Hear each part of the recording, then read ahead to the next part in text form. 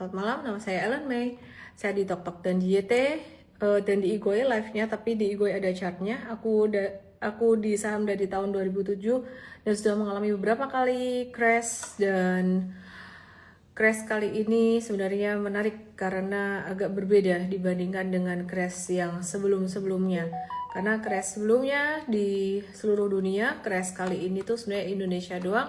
Cuman pertanyaannya apakah kondisi crash saat ini tuh sudah membaik, sudah aman atau belum? Ini pertanyaan banyak teman-teman semuanya. Saya akan jawab di live malam hari ini, dan pastinya saya akan cerita dulu tentang kenapa saham dalam beberapa hari terakhir ini naik, oke ya?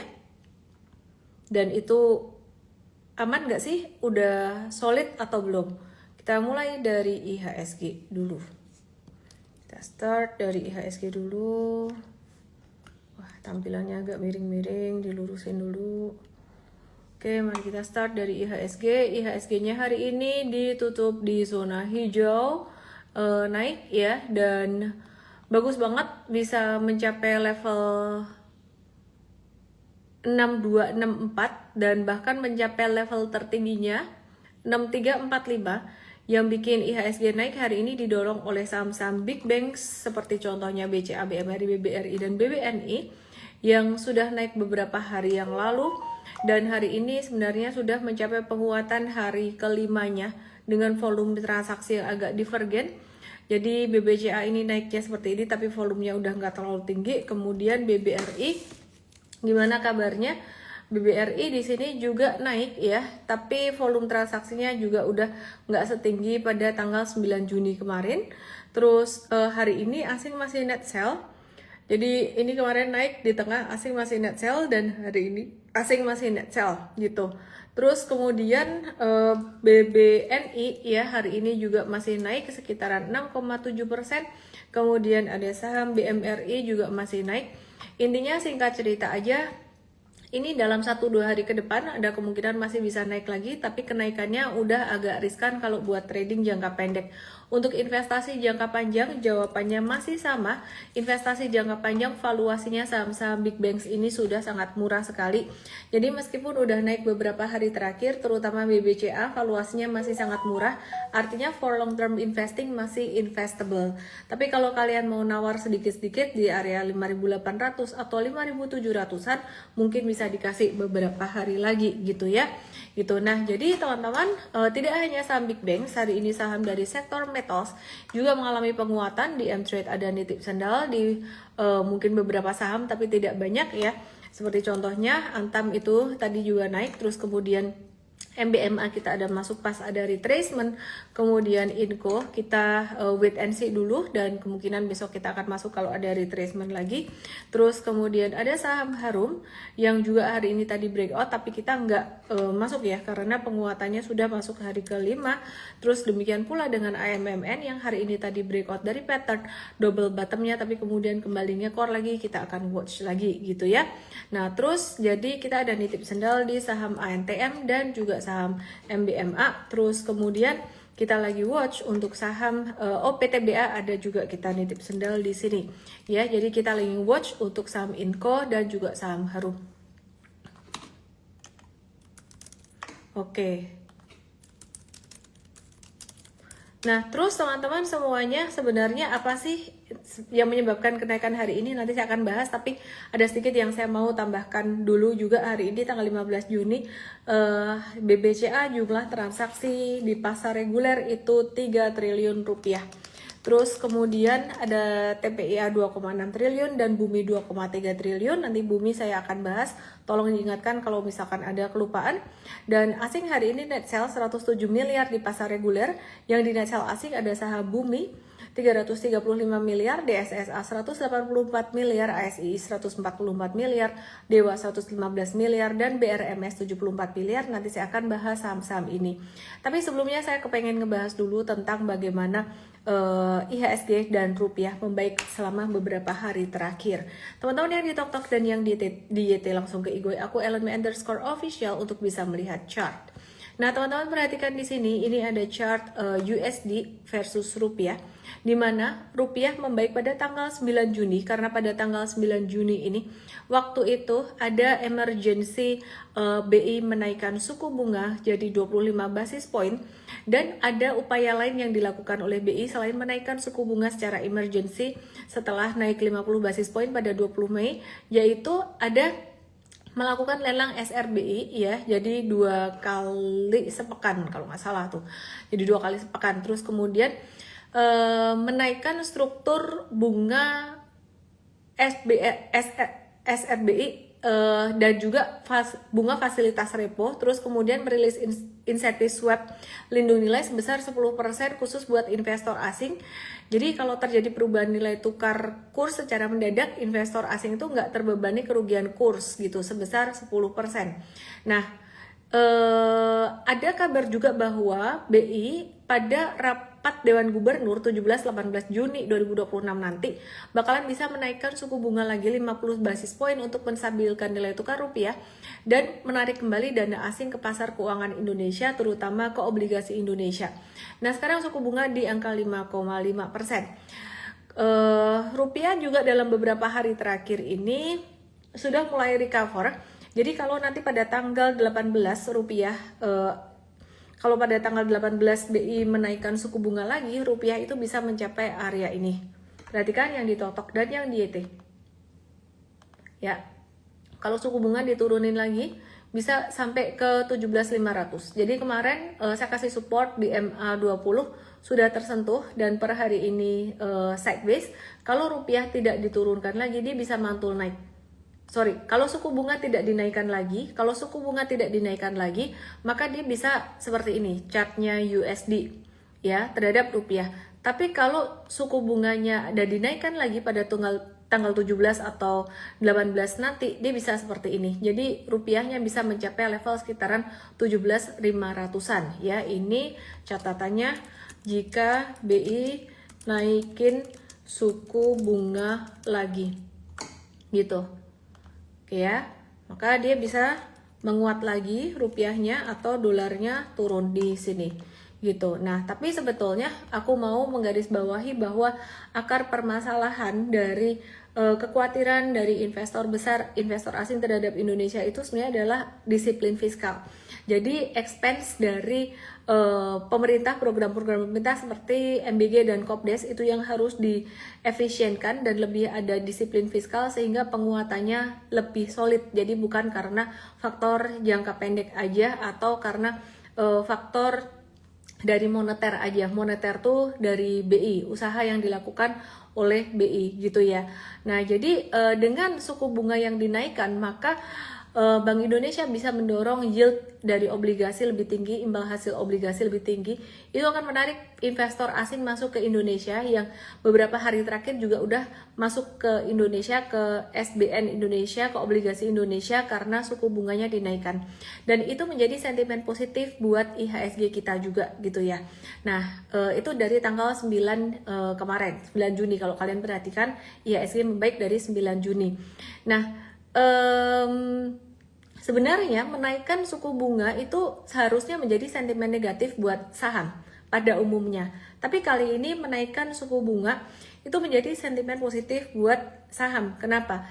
Karena rupiah kita kemarin sudah sangat melemah dan terlalu melemah sekali. Jadi fokusnya pada kepercayaan investor asing pada Indonesia sebenarnya.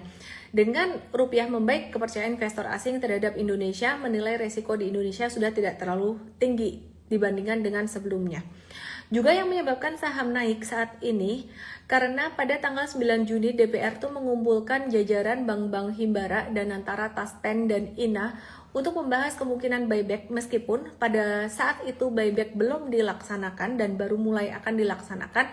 Tapi sepertinya sudah ada beberapa investor terutama dari dalam negeri yang mulai nyolong start untuk membeli saham-saham Big Banks seperti contohnya BCA dan Himbara serta saham-saham BUMN ya, yang dimana ada sentimen kemungkinan akan ada buyback itu sendiri sehingga saham-saham BUMN naik. Selain itu untuk TLKM sendiri waktu itu pada tanggal 12 Juni kalau nggak salah kurang lebih tanggalnya segitu ada RUPS dan ada pengumuman tentang dividen yang lumayan tinggi dan itu menjadi sentimen positif khusus untuk TLKM. Kemudian penyebab ketiga selain dari rupiah yang menguat atau dari DPR yang memberikan seruan atau dorongan untuk buyback saham buat perusahaan BUMN, maka yang ketiga ya ini ada dari rencana pemangkasan anggaran program MBG dan KDMP.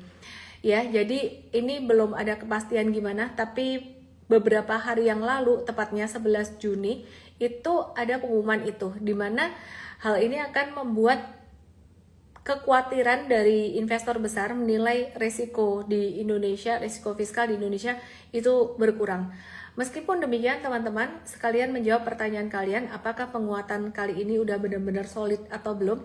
Jawaban saya, belum. Kenapa? Karena ya sebenarnya dasarnya kekhawatiran investor asing itu lebih karena disiplin fiskal itu tadi atau potensi melebarnya defisit APBN dan potensi lembaga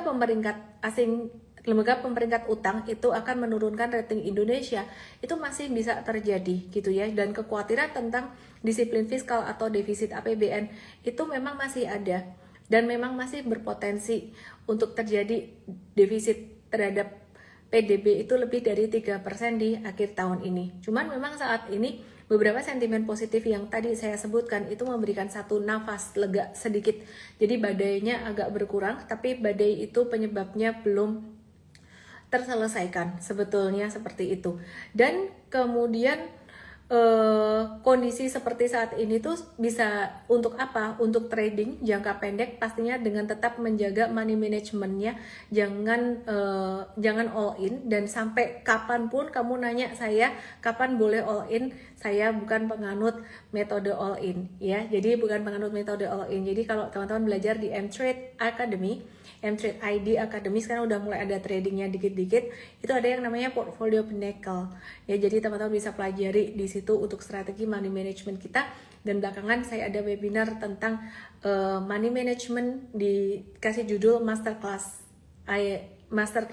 M-Trade ID di M-Trade Academy Indonesia kita. Oke, kita lanjutkan dengan sentimen positif apa yang membuat IHSG naik beberapa hari terakhir. Satu tadi tentang apa? Rupiah, ya kan? Karena BI sangat all out banget dan juga menaikkan suku bunga, dan bakalan masih menaikkan suku bunga lagi pada tanggal 17 atau 18 nanti pada lewat Dewan Gubernur, sehingga rupiah masih akan bisa menguat gitu kan. Terus kemudian poin yang kedua tadi dari DPR mendorong untuk buyback saham BUMN, dan beberapa investor besar sudah mulai nyicil-nyicil untuk mereka masuk, terutama dari domestik. Dan pada waktu itu menariknya pada tanggal 9 Juni pas domestik masuk itu asing masih jualan. Kemudian yang ketiga ya, ini sebenarnya yang tadi saya mengulang yang tadi ya, ini yang paling signifikan, ada rencana untuk memangkas anggaran program MBG meskipun belum bisa dipastikan. Nah terus ada berita terbaru, ini berita terbaru ya. Jadi BGN itu lagi mengevaluasi insentif operasional dapur MBG yang saat ini mencapai 6 juta per hari setiap dapur. Jumlah dapurnya membengkak dari awal kebutuhannya 2000-an aja jadi 8.617 dapur atau naik 330%, sehingga ini potensi insentifnya bisa membesar. Nah, kalau ini dievaluasi dan diefisienkan itu akan berdampak positif. Semoga aja beneran ya. Jadi bukan cuman rencana atau wacana aja. Kemudian yang keempat, poin keempat mengapa market naik beberapa hari terakhir ini, dan ini masih dalam tahap kita mengamati dan wait and see terus dengan kebijakan pemerintah. Poin keempat, kelima, keenam, ketujuh yang akan aku bahas. Jadi ada 3 poin tadi terkait rupiah, DPR menyerukan buyback, terus kemudian efisiensi ya, MBG baru wacana dan Kopdes. Kemudian yang keempat, 5, 6, 7 ini terkait dengan sektor komoditas. Jadi yang keempat terkait sektor komoditas itu saya sudah bahas di live pekan lalu mengingatkan kalau misal lupa, pemerintah tuh resmi membatalkan rencana skema growth split di sektor minerba atau mineral dan batu bara. Di mana growth split itu adalah sistem pembagian hasil antara negara dan perusahaan itu berdasarkan persentase tertentu dari pendapatan atau produksi. Tapi negara nggak diharuskan mengganti biaya operasional perusahaan. Nah, sebelumnya pemerintah ada wacana akan memberlakukan skema bagi hasil itu 70 dan pemerintah dan 30% perusahaan. Jadi skema tersebut sebelumnya udah diberlakukan di sektor migas tapi batal untuk sektor minerba gitu ya.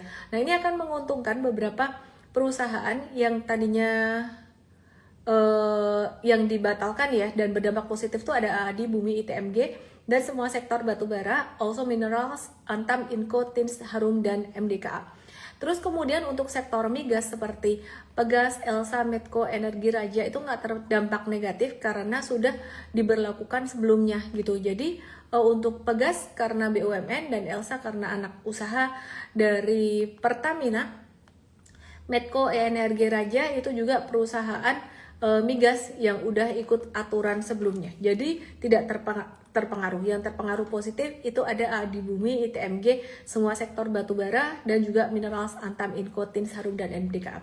Sentimen kelima yang menyebabkan market naik ya, market naik masih dari sektor komoditas, 45 dari sektor komoditas, itu BBM non subsidi atau Pertamax itu dinaikkan gitu. Nah, ini impactnya sebenarnya lebih ke Pertamina. Pendapatan Pertamina nanti harapannya bisa lebih besar dan bisa menyumbang dividen lebih tinggi ke Danantara, dan ini juga menjadi sentimen positif buat anak usaha Pertamina ya. Jadi seperti contohnya saham Elsa, nanti kita akan bahas, ini bukan satu rekomendasi beli, tapi nanti kita akan bahas secara chartnya bagaimana.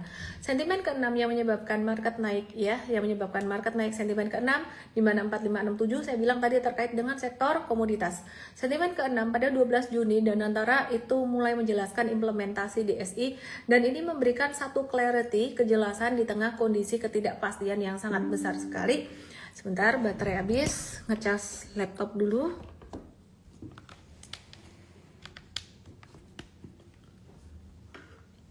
Ya, jadi DSI katanya tidak bertindak sebagai perantara yang menjual atau mengekspor komoditas seperti batu bara, CPO, tapi hanya mengawasi transaksi saja.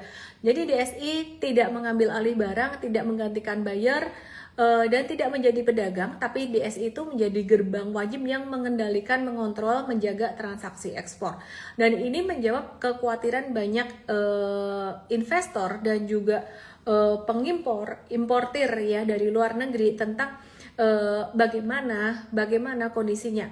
Karena kalau misalkan kemarin masih kayak kebijakan ekspor satu pintu dan orang-orang menganggapnya ini ekspor satu pintu, dan tidak ada kejelasan peraturan, ini akan membahayakan Indonesia menurut aku, karena dari negara lain misalkan dari China itu bisa menunda impor batu baranya, dan memang mereka sudah menunda, dan juga dari negara lain mau impor CPO dari Indonesia mereka juga bisa menunda dan malah beli dari Malaysia. Jadi China sendiri udah menambah impor batu baranya dari Mongolia. Nah, dengan adanya kepastian seperti ini, implementasinya ada satu kejelasan bahwa Danantara hanya akan mengawasi saja, ini menjadi satu hal positif yang membuat importir dari luar itu mereka bisa mengimpor lagi dengan lebih ada clarity gitu. Jadi tidak ada penundaan, hopefully. Semoga penundaan yang kemarin tidak jadi ditunda gitu ya. Nah, jadi ini sentimen positif untuk sektor batubara, CPO dan ferroalloy yang masih bisa menjual produknya seperti biasa, tapi mereka akan menghadapi pengawasan yang lebih ketat terkait harga jual dan pelaporan ekspor gitu. Dan ini akan positif ke saham, beberapa saham seperti contohnya kembali ITMG, AADI ya, yang dimana mereka juga banyak ekspor. ITMG, AADI, ADMR, Bumi, Adaro, Alam Tri, ADRO, terus kemudian CPO-nya ada AALI 36% ekspor, DSNG 9% ekspor, dan paduan besi ISSP 4%, GGRP 4%, GDST, dan KRAS. Oke ya, sebentar saya mau cek dulu.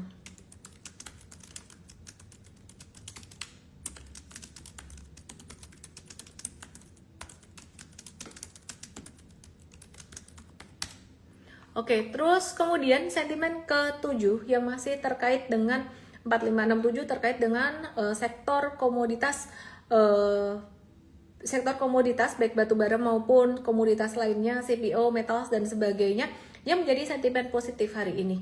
Ya, jadi sentimen ketujuh ya.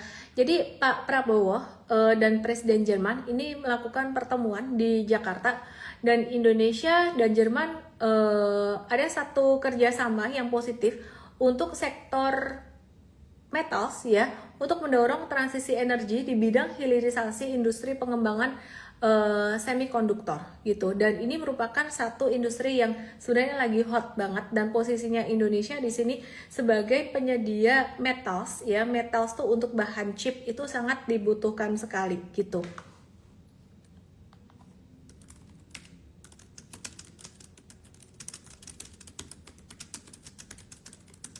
Oke, gitu ya. Nah, jadi Indonesia dan Jerman itu bakalan kerjasama yang diarahkan ke peningkatan investasi industri, terutama manufaktur dan hilirisasi, pengembangan energi bersih atau energi baru terbarukan ya, hingga potensi di sektor pertahanan. Nah, di sini EV atau electric vehicle dan rare earth itu jadi titik temu paling strategis, di mana Jerman itu butuh akses mineral kritis ya, dan LTJ atau rare earth ya, untuk melepas ketergantungan dari China. Jadi China itu kan sangat kaya sekali dengan rare earth, dan sejak perang tarif dengan Amerika, China itu mulai mengatur untuk ekspor rare earth-nya dia gitu ya. Jadi lebih mengutamakan untuk kebutuhan dalam negeri dan untuk menjaga posisinya, bargaining power-nya, untuk posisi tawarnya dengan Amerika maupun dengan negara lain. Jadi banyak negara lain yang mencari opsi ke Indonesia gitu untuk rare earth gitu. Terus kemudian Indonesia punya cadangan nikel dan juga rare earth ya, logam tanah jarang singkatannya kalau di Indonesia LTJ gitu, yang besar, rare earth besar dan nikel besar, dan butuh investor yang berteknologi tinggi untuk hilirisasi keduanya tuh saling butuh. Nah, beberapa emiten yang diuntungkan ada Antam dengan dia punya nikel dan potensi rare earth atau logam tanah jarang. Terus kemudian Inco MDKAM BMA untuk nikel dan battery electric vehicle. Nanti kita akan bahas saham itu. Kemudian yang kedelapan yang menjadi sentimen positif saat ini, tapi sekali lagi menjawab pertanyaan kamu yang tadi mungkin kamu baru masuk, saya mau langsung aja jawab. Untuk saat ini sentimen positif semua ini sifatnya masih sementara atau masih jangka pendek aja, dan masih terbuka peluang ke depan itu untuk ada perubahan kebijakan, perubahan situasi kondisi Amerika Iran damai, bisa tiba-tiba habis damai on off besoknya nyerang lagi, damai lagi, nyerang lagi, kayak gitu ya. Jadi katanya Amerika dan Iran ini bakalan ada menandatangani kesepakatan damai pada Jumat 19 Juni di Swiss, dan ini positif di awal karena resiko perang turun, tapi bisa jadi negatif kalau China kembali memborong minyak saat pasokan belum pulih gitu. Jadi harga minyak bisa naik lagi dan inflasi global bisa ikut naik. Nah, bank sentral bisa sulit untuk menurunkan suku bunga. Dan kalau asalkan teman-teman tahu aja, ini kan ada banyak sentimen positif ya, ada juga sentimen negatifnya, beberapa sentimen negatif di mana dalam sepekan ini ada banyak agenda penting yang teman-teman perlu perhatikan ya. Jadi bahkan bisa dibilang saat ini merupakan era dimulainya suku bunga global tinggi, dan kita harus mengantisipasi itu, mewaspadai itu, baik untuk US stocks maupun Indo stocks. Suku bunga tinggi artinya saham turun karena apa? Duit global, duit investor gede, the whale itu mereka cenderung menempatkan di instrumen yang lebih aman, yang lebih low risk gitu ya guys. Jadi lebih banyak ditempatkan di instrumen yang lebih low risk. Seperti contohnya apa? Contohnya ya simpel aja, taruh aja di deposito atau di obligasi negara yang yieldnya sekarang lagi tinggi. Di Amerika, di Indonesia, ya di banyak negara obligasi itu yieldnya naik. Di Amerika pun obligasi negaranya atau US Treasury itu imbal hasil obligasi 10 tahunannya itu juga naik kan, beberapa waktu terakhir trennya naik gitu. Nah, jadi ini membuat saham baik secara global maupun di Indonesia itu bisa sebenarnya lebih agak-agak tertekan dengan era suku bunga tinggi. Tapi sebenarnya kalau bursa Amerika we expect for normal correction gitu. Jadi koreksi di bursa Amerika itu menjadi satu kesempatan buat kita. Makanya sekarang M-Trade US lagi nggak terlalu agresif untuk ngejar harga dan kita lebih banyak nawar gitu ya. Lebih banyak nawar atau buy on retracement gitu. Oke, terus kemudian pada 15 Juni nanti ya, ada beberapa agenda. Pada 15 Juni akan ada rapat kerja DPR RI bersama dengan Kemenkeu, ini agenda sepekan ke depan ya. Bersama Kemenkeu, 15 Juni itu hari ini ya, hari ini betul.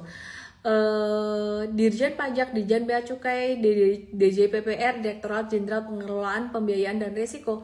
Yang dibahas adalah evaluasi program MBG seperti yang tadi saya sudah bilang, dengan insentif 6 jutanya yang gede banget dan mau diefisiensi dan udah terjadi hari ini. Kemudian pada tanggal 16 Juni besok Bank Sentral Jepang berpotensi menaikkan suku bunga 25 basis poin. Artinya apa? Menaikkan suku bunga 25 basis poin dari 0,75% jadi 1% untuk meredam inflasi efek dari kenaikan harga komoditas karena Selat Hormuz ditutup. Nah, kalau sesuai perkiraan, kenaikan itu akan menjadi yang pertama sejak Desember 2025 dan tertinggi dalam 31 tahun. Teman-teman perlu ingat bahwa banyak investor dulu pinjam duit dari Jepang karena bunganya kecil sekali atau hampir nol dan mereka melakukan carry trade, termasuk salah satu pelaku carry trade terbesar adalah Warren Buffett, di mana dia beli itu saham-saham di Jepang, salah satunya Mitsubishi, dia beli itu dengan ngutang atau pinjam duit dari Jepang itu sendiri. Dan carry trade ini tidak hanya dilakukan oleh investor-investor besar untuk beli saham-saham di Jepang saja, tapi juga dilakukan untuk beli saham-saham di mana saja di Amerika, dan tidak hanya di saham, tapi juga di investasi lain, misalnya seperti di obligasi negara ya, bahkan ke US Treasury pun masih cuan, kira-kira seperti itu. Nah, kalau Bank of Japan benar-benar menaikkan suku bunga 25 basis poin ke 1% pada 16 Juni, apakah dampaknya akan signifikan terhadap uang global keluar dari pasar saham baik dari Jepang maupun di Amerika? Mungkin ada kemungkinan efek ya, ada bisa impact, tapi kemungkinannya lebih kecil daripada yang dibayangkan oleh banyak orang karena market sudah hampir sepenuhnya mengantisipasi kenaikan tersebut dan udah tahu ya rencana kenaikan tersebut. Jadi bukan satu hal yang dadakan atau ngagetin gitu. Jadi saat ini probabilitas kenaikannya 25 basis point udah sangat tinggi dan mayoritas sudah ekonom dan investor sudah memperkirakan terjadi. Jadi dampaknya ke Nasdaq bisa turun 0 sampai 2% atau S&P 500 turun 0 sampai 1% saja karena udah priced in, dan market lebih fokus apakah Bank of Japan akan lanjut menaikkan lagi setelah bulan Juni nanti. Jadi selisih suku bunga Amerika dan Jepang juga masih sangat besar sehingga carry trade itu masih belum mati atau masih bisa dijalankan, mengingat US Treasury atau obligasi Amerika imbal hasilnya juga naik gitu. Oke ya. Terus kemudian kalau ke Nasdaq dampaknya mungkin bisa lebih agak dalam, sekitar 3%-an, mungkin sampai 7%-an, dan dampak saham seperti Nvidia, Avgo, ARM, QUBT, saham Quantum, RGTI dan lain-lain bisa lebih dalam, tapi nggak ngefek ke portfolio M-Trade US Academy karena kita juga lagi menunggu koreksi tersebut. Kalau ada koreksi justru malah bagus dan kita expect bisa beli di area retracement atau area turun. Teman-teman yang pengen belajar tentang US stock langsung aja DM saya Start US, karena kalian bisa belajar di M-Trade Start US, dan yang di Igoi saya buatin linknya. Kita akan lanjut juga dengan saham-saham Indonesia. Sebentar saya buatin linknya dulu. M-Trade.US _LIVE M-Trade Start US. Kalau yang di Igoi di tab tombol merah ini, jadi nanti bisa ke situ, oke ya. Terus kemudian ada beberapa hal penting lagi di pekan ini yang perlu diperhatikan. Ada pengumuman The Fed pekan ini, proyeksi suku bunga The Fed ya, yield US Treasury 10 tahunan dan guidance perusahaan AI. itu lebih penting daripada keputusan Bank of Japan gitu ya. Oke, terus kemudian pada tanggal 17 Juni 2026 ini nanti akan ada KTT Rusia ASEAN di Kazan, Tatarstan yang akan berlangsung 17 sampai 19 Juni ini, yang diharapkan menjadi momentum untuk memperkuat kerjasama di bidang ekonomi, energi, teknologi, dan stabilitas kawasan. Belum tahu Pak Prabowo apakah ikut hadir atau enggak, tapi ini akan menjadi sentimen positif buat sektor komoditas kita. Ya, seperti yang tadi kita bahas, terutama komoditas metals terkait dengan rare earth dan nikel. Oke, untuk bikin baterai EV dan juga untuk chip semikonduktor AI. Kemudian pada tanggal 18 Juni 2026, The Fed akan mengumumkan suku bunga yang diperkirakan ditahan di angka 3,75%. Karena inflasi yang melonjak tinggi ya, 3 tahun ke 4,2% karena Selat Hormuz yang masih ditutup belakangan ini gitu ya. Dan kenaikan suku bunga sebelumnya sudah pernah berdampak signifikan ke rupiah yang terus melemah. USD-nya menguat waktu itu ya, beberapa waktu yang lalu. Tapi ini dibarengi dengan kenaikan suku bunga di dalam negeri juga. Jadi harusnya nggak terlalu berdampak signifikan terhadap rupiah kita gitu ya. Karena dari Indonesia mau naikin suku bunga juga. 19 Juni 2026 penting, dan ini yang membuat kita masih wait and see, dan M-Trade nggak mau kayak langsung jor-joran beli kemarin. Jadi mungkin kalian menilai kayak, wah kok nggak beli banyak-banyak gitu. Tapi apa yang kita lihat sebenarnya kita masih ngelihat ada banyak resiko di depan. 19 Juni 2026 tuh penentuan itu hari Jumat. Ada MSCI Global Market Accessibility. Tahun ini kemungkinan yang disorot MSCI terhadap saham Indonesia tentang tata kelola, transparansi, free float, dan struktur kepemilikan saham setelah sebelumnya sempat menjadi concern di awal tahun. Ya, jadi MSCI Annual Market Classification Review juga akan diumumkan pada tanggal 24 Juni itu hari Rabu pekan depan. Selain itu ada penandatanganan atas perdamaian Amerika-Iran di Swiss pada Jumat 19 Juni waktu setempat. Kalau nggak ada heboh-heboh lagi, harusnya 19 Juni menjadi sentimen positif. Kalau terrealisasi ini bisa menjadi katalis positif, dan kalau dari MSCI review terhadap Indonesia bagus, ini akan menjadi katalis positif banget. Sehingga kemungkinannya pada tanggal 19 atau 22 bakalan naik saham Indonesia, dan juga 25 itu bisa naik saham Indonesia. Tapi kalau seandainya keputusan dari MSCI nggak bagus terhadap Indonesia, ini bisa justru bikin turun, makanya kita agak berhati-hati. Kemudian faktor ke-10 yang membuat harga saham naik dalam jangka pendek ini terkait dengan faktor kedua yang tadi saya bahas, yaitu DPR mendorong buyback. Faktor ke-10, BBRI ini buyback berencana buyback 500 miliar pada periode 12 Juni sampai 11 September 2026. By the way, angka 500 miliar ini nggak gede sebenarnya kalau untuk buyback gitu ya, dan ini nggak memerlukan persetujuan RUPS seiring dengan relaksasi yang diberikan oleh OJK untuk menstabilkan harga saham ya. Jadi ini udah sejalan dengan arahan dari DPR untuk BUMN buyback, tapi angkanya ternyata nggak begitu besar guys. Dan pada ini kan jadwalnya dia 12 Juni sampai 11 September. Ini jauh banget, 12 Juni sampai 11 September 3 bulan. Jadi 500M harusnya nggak berdampak signifikan ke harga saham, tapi yang berdampak signifikan sebenarnya adalah euforia sebelum mereka buyback. Jadi pas tanggal 9 itu DPR bilang, "Oi, BUMN buyback dong." Justru orang-orang tuh investor-investor gede pada euforia. Nah, saya tidak tahu di sini apakah Danantara sudah masuk atau belum. Tapi size-nya kemarin pada tanggal 9 Juni itu bukan size retail marmer rengginang. Jadi aku memperhatikan dalam beberapa hari kemarin setelah DPR bilang, "Oi, buyback BUMN," itu kayaknya yang masuk institution domestik gitu ya. Kemudian ada dividen BBCA 20 per lembar saham, potensi yieldnya kecil 0,32%, payment date-nya pada 26 Juni 2026, come date-nya pada 15 Juni hari ini, tidak ngefek ke harga saham, paling kalau turun cuma 0, sekian persen besok, nggak ngefek. Terus kemudian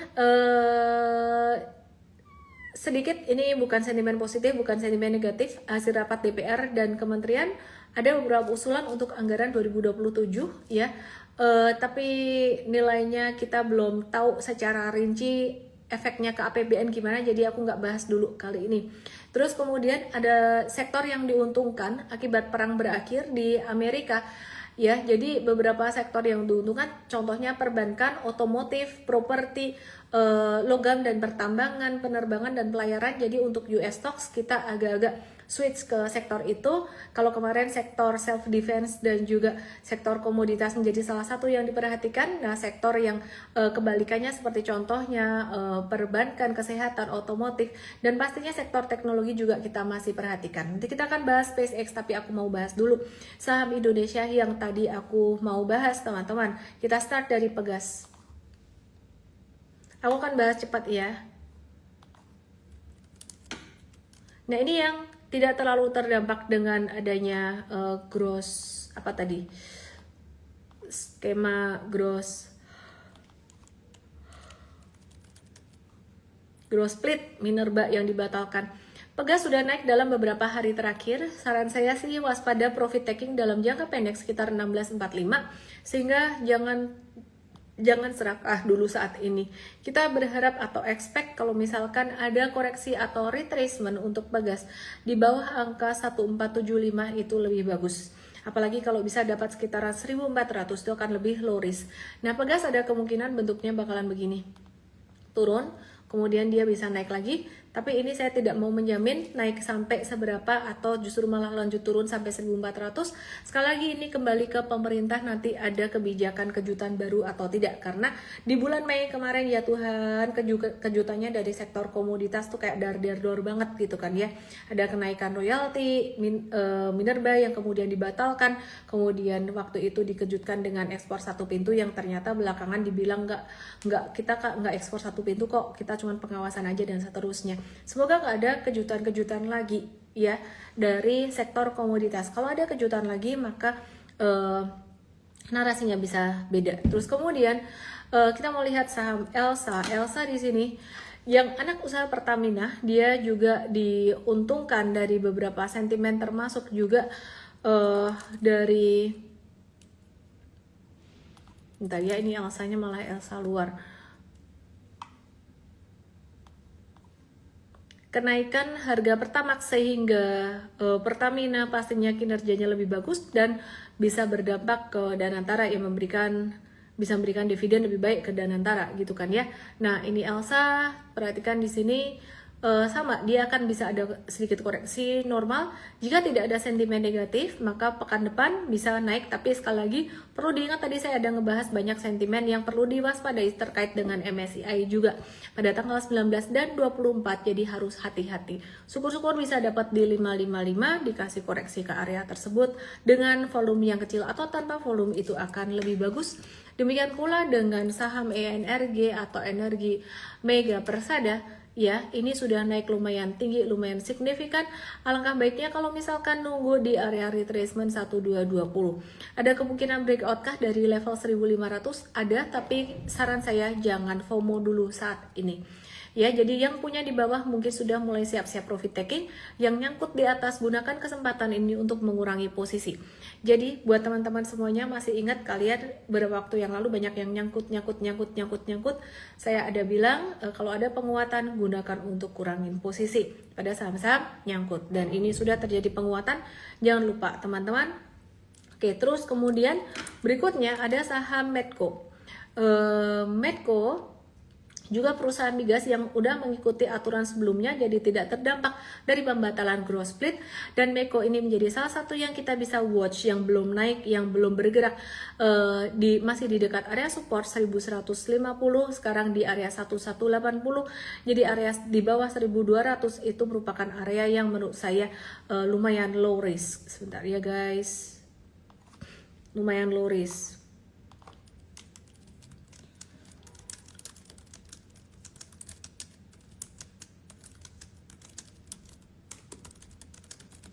Oke ya, jadi ini spekulatif aja buy on weakness. Karena apa? Karena yang lain udah naik, tapi aku bilang di sini spekulatif. Jadi sebenarnya kalau kalian tanya ke saya apakah saya udah bullish ke market, jawaban saya jujur belum.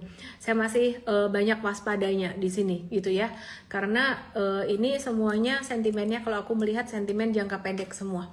Oke, terus kemudian Raja dari grup Hapsoroh ini juga sudah membentuk double bottom, justru malah sudah mulai rawan profit taking dalam jangka pendek. Dan buat kalian yang cutters yang nggak sempat keluar pada kejatuhan 19 Mei ini, kayaknya karena waktu itu ada apa ya, DSI atau orang-orang kaget DSI atau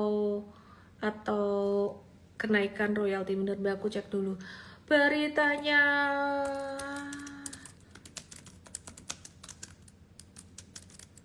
Beritanya waktu itu sentimennya.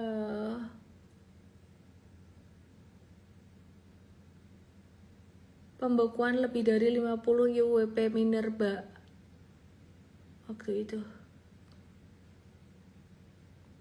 Oh.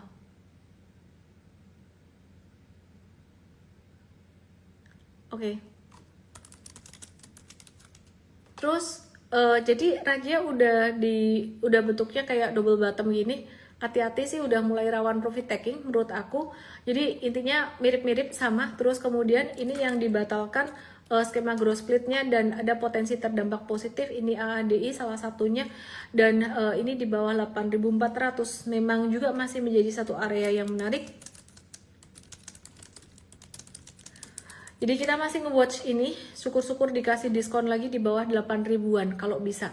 Pada masa kondisi seperti ini kita lagi masih suka nawar. Kalau kita ada buy breakout 1 atau 2 itu benar-benar kita warn banget soal money managementnya. Jadi intinya AADI ini sebenarnya masih bagus, secara fundamental juga masih oke. Kebijakan dari DSI yang mengatakan kita kagak bukan ekspor satu pintu kok, tapi kita mengawasi saja, dan ini juga menjadi satu hal yang bagus buat AAD. Alangkah baiknya kalau bisa dikasih diskon lagi, belinya jadi lebih murah lagi. Tapi ini sudah cukup menarik. Terus kemudian Bumi saat ini dia sudah naik lumayan tinggi, dan tadi tinggi banget naiknya. Saran aku sih jangan terburu-buru, wait and see dulu. Mungkin nawar sekitaran level 150 akan lebih aman gitu ya. Jadi mungkin akan lebih aman kalau dia ada koreksi sampai sekitaran 150, syukur-syukur dikasih diskon lagi sampai level 139 atau 130. Jadi ini adalah support yang lumayan kuat untuk Bumi, yaitu sekitaran level 150, terus kemudian 140 dan 130 gitu ya. Di area-area ini mungkin lebih low risk dibandingkan ngambil di atas. Nah, dia diuntungkan tuh dengan skema growth split yang dibatalkan. Demikian pula dengan ITMG, tapi ITMG liquidity-nya kecil, jadi aku skip dulu. Kemudian nanti besok kita akan review lagi di M-Trade. Antam tadi M-Trade ada masuk di sini, ada tes di sini, tes buy di sini. Beli breakout sih, beli breakout, dan kita akan trading cepat cuan bungkus. Kalau kemungkinan bisa sampai 3.450-an ya, kita akan profit taking kemungkinan di area tersebut, tapi kita tidak target sebetulnya. Jadi itu bukan satu target. Kalau misalkan sebelum area tersebut ternyata udah patah, jadi mungkin sekitaran area 3320 udah ada pembalikan arah, maka kita akan profit taking. Jadi kita nggak maksa sampai 3440 gitu ya.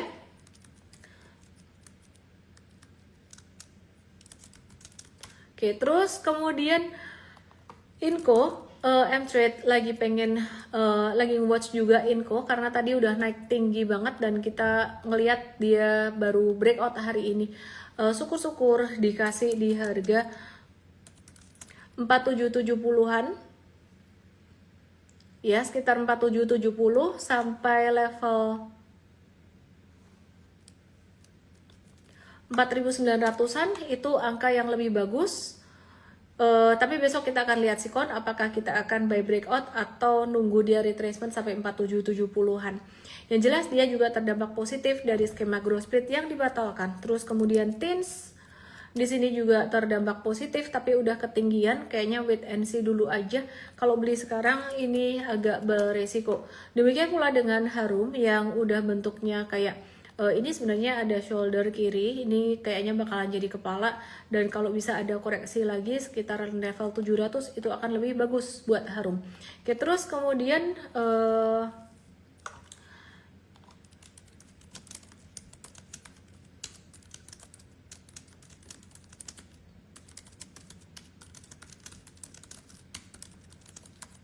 Terus kemudian MDKA kabarnya bagaimana? MDKA di sini udah agak tinggi, jadi wait and see dulu aja, tunggu koreksi atau tunggu retracement. MBMA kabarnya bagaimana? Tadi Mtrade ada ngetes juga di MBMA, ada kemungkinan akan ada sedikit correction atau sedikit retracement, tapi bisa bentuknya begini sampai sekitaran 605. Cuman kami tidak target jika sebelum 605 ternyata nggak bagus. Jika sebelum 605 ternyata nggak bagus ya, jadi kita akan profit taking ya, kita akan profit taking sebelum area itu, jadi kita nggak makso gitu ya. Jadi teman-teman yang pengen belajar bareng Mtrade langsung aja teman-teman semuanya. Malam hari ini aku kasih promo, tapi kamu harus wajib banget kalau belajar bareng Mtrade, kamu dilarang cuman ngelihat trading ideas atau stock pick-nya doang. Kamu harus ngerti kita punya sistem trading, kamu harus nonton ini religiously, kamu harus kelarin dulu di sini. Ini ada e-course kita. Aku akan kasih kode promo untuk Mtrade malam hari ini, Mtrade ID. Tapi kamu harus belajar dari sini. Wait. Dari sini ya. Trading ideas, essentials, attitudes ini penting pol. Bahkan masterclass ID ini penting banget. Money management penting banget. Satu course ini kamu jalanin, masterclass ID yang masterclass money management ini sebenarnya satu webinar singkat sih. Meskipun judulnya masterclass, kamu jalanin ini, kamu nggak akan ada tuh yang namanya boncos atau rugi atau gimana. Saya bisa tahu kalau misalkan ada klien kami nanya, kami saham rugi, ini normal, oke. Tapi kalau sampai dia boncos, portfolio saya habis, berarti ketahuan dari sini dia tidak jalanin. Karena kalau dia jalanin yang masterclass ID ini nggak mungkin boncos gitu ya. Kode promonya adalah EMTID untuk bisa bergabung dengan Mtrade Academy malam hari ini. Dan saya jarang banget kasih kode promo, apalagi untuk Mtrade ID ya. Tapi kalian kalau masuk di sini, please banget nggak boleh langsung ngikutin trading ideas. Itu kelas mesti harus ditonton dulu. Kalau kamu nggak punya waktu nonton kelas, kalau kamu bahkan males nonton kelas, lebih baik kamu nggak usah ikut Mtrade Academy, daripada nanti kamu ngikutin trading ideas kita dan money management kamu salah, terus kamu nanya ke kami, komplain atau gimana. Kami sih nggak apa-apa, dengan senang hati kami akan menjawab, tapi kami justru memikirkan resikonya di kamu, karena kerugian itu kan kamu yang menanggung, bukan kami. Kalau ada kerugian, salah money management, rugi 5% saja bisa menghabiskan portfoliomu. Sedangkan salah money management, kamu untung 50% sampai 100% belum tentu bisa bikin kamu kaya. Atau mungkin bikin kamu kaya, atau justru malah rugi 5% aja bisa bikin bangkrut. Ngerti nggak? Di sini penting banget masterclass ID video pertama harus ditonton dulu, dan semua video tonton dulu gitu ya. Terus kemudian untuk saham-saham Indonesia kayaknya sudah banyak banget yang aku bahas. Untuk saham-saham big banks masih bisa naik sedikit, tapi sudah mulai agak rawan profit taking. Dan IPO SpaceX ini keren banget, membuat Elon Musk menjadi orang terkaya di dunia, kuadrilioner versi rupiah dan triliuner versi USD pastinya, dan dia jadi lebih kaya daripada satu perusahaan Berkshire Hathaway, dan lebih kaya dari 4 orang terkaya Amerika, salah satunya Sergey Brin gitu. Dan teman-teman yang perlu kalian tahu, si SpaceX ini sebenarnya masih rugi, tapi dia justru malah diborong oleh banyak investor gede sampai oversubscribe 4 kali. Kenapa? Ya karena orang-orang lagi pada beli visionnya dari SpaceX, dari Elon Musk ini sendiri, yang dulu pernah mau jadi perusahaan bangkrut.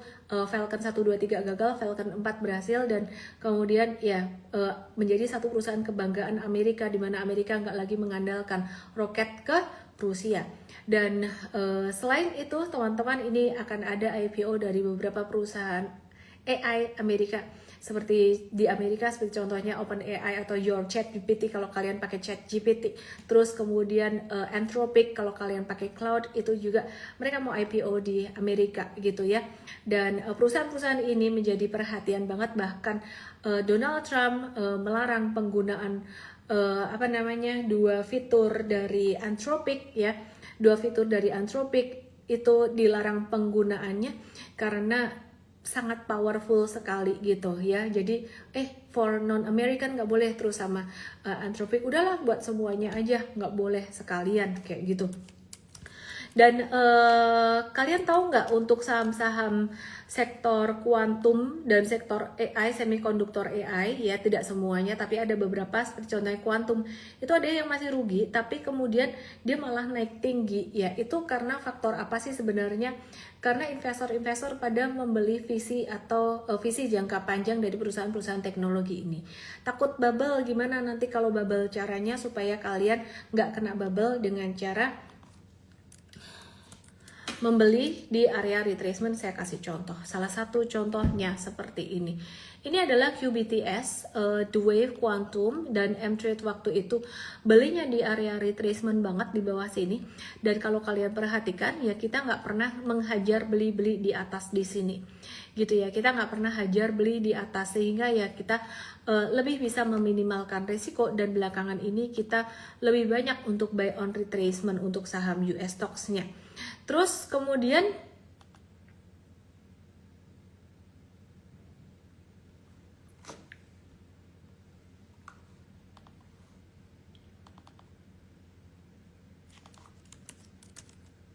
oke, sebentar ya, saya mau bahas beberapa saham Amerika.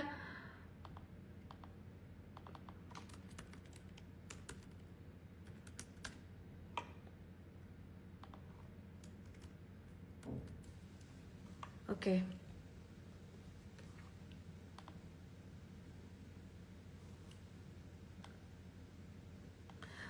Beberapa emiten ya, Fable 5 dan Mythos 5 itu nggak boleh dipakai ya modelnya di cloud atau Anthropic ya,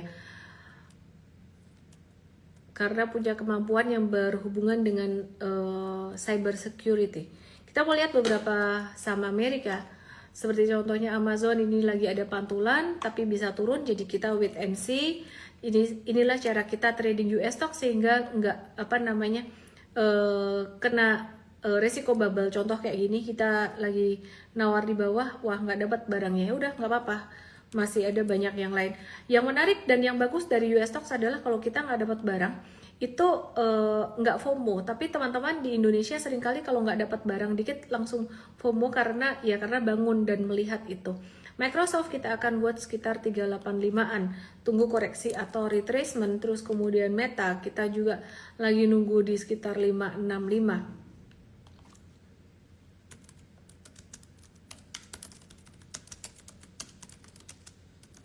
Oke, terus kemudian Nvidia itu ini mantul, tapi kita lagi-lagi nawar pelit Nvidia. Perhatikan kita nawar di 196 pelitnya Paul, dan belum dapat. Dan AMD kita lagi nawar pelit AMD di sekitaran 452, bahkan di sekitar 411. Bisa dapat nggak sih? Bisa banget.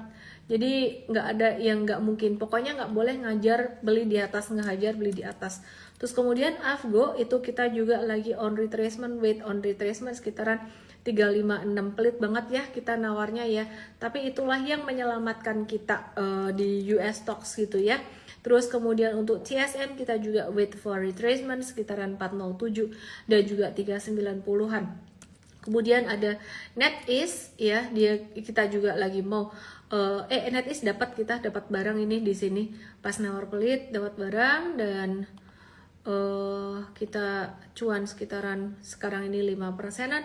Dan kalau mau lihat kalau M-Trade US Academy ada promonya, enggak, nanti aja kalau pas kalian ikut M-Trade Start US ya, bakalan ada banyak pertanyaan di M-Trade Start US. Promonya hari ini untuk M-Trade ID dulu, M-Trade ID dulu gitu ya.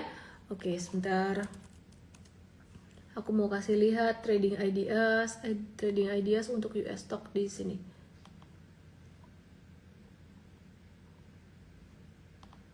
Beberapa yang udah kita hold, yang cuan lumayan banyak tuh, salah satu multi bagger kita Jeff, tapi kalian jangan beli. Ini Jeff tuh kita udah tinggal ngehold aja saham Jeff ini. Jeff ini udah tinggal ngehold aja, udah naik tinggi. Jadi kita trade US stock ada jangka menengah dan jangka pendek, sama kayak Indostock. Semoga bisa bermanfaat semua yang saya sharingkan buat teman-teman semuanya yang mau bergabung dengan M-Trade Academy Indonesia. Langsung aja DM saya IMT ID. Syaratnya kamu harus mau nonton e-course-nya. Kalau kamu nggak punya waktu atau nggak mau make time nonton e-course-nya, jangan beli. Nanti saya nggak mau kamu salah money management dan kamu mengalami kerugian yang cukup besar gitu ya. Yang pengen belajar langsung face to face, Ibu Ellen JHY pengen belajar face to face langsung. Saya nggak ada kelas private one on one, nggak ada, tapi saya ada kelas pada September nanti, workshop super trader. DM saya aja, DM dengan kode WST atau workshop super trader, atau infonya bisa di supertrader.id. Itu aja. Saya ulangi lagi, yang pengen belajar US stock gratis langsung aja DM saya start US atau yang di Igoy tap tombol merah ini. Yang pengen ikut M-Trade Start Indonesia untuk saham Indonesia, ada kode promo hari ini, kode promonya EMTID atau EMTID DM saya. Udah itu aja dulu. Dadah, selamat malam semuanya. Salam semangat. Kesimpulannya, market menguat, sifatnya masih sementara, jangan FOMO. Dan bahkan banyak yang sudah mulai rawan profit taking. Thank you. Bye.